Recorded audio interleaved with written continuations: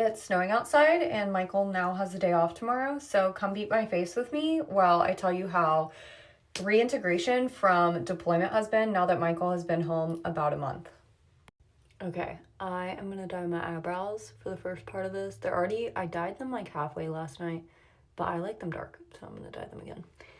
First thing I'm gonna say is I made a like 10-minute long YouTube video, so if you wanna watch more about what I'm gonna say, go watch that. But for the premise, we're first going to talk about like what the like first knee-jerk reaction was like when he got home.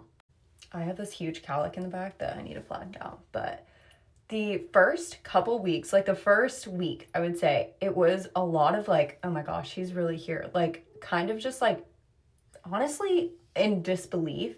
And I think that has to do with a lot of like, he hasn't been there for 8 months. And so when he's finally back, like it's very almost like disbelieving that he's home, that he's really there. And I think that that was like one of the hardest parts to like process more than anything, was just telling myself and believing that he is really back, he is really home. And there was so much that we had to talk about because in a matter of 8 months, I moved back to Texas, came back to North Carolina, and bought a house all while he was deployed.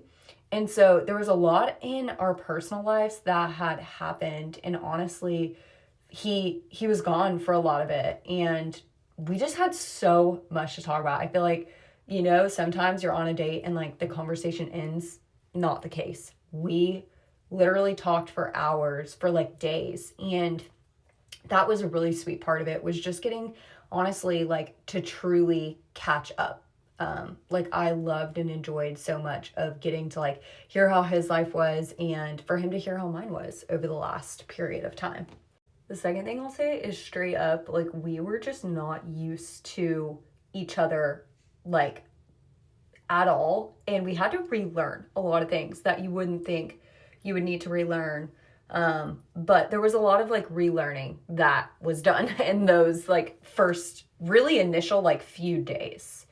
Like, I don't know how y'all's relationships are with your family, and I'm not gonna say too much, especially publicly. Like, I don't share everything, but we've had ups, we've had downs, and that is definitely something to like consider, pray over, like establish boundaries with.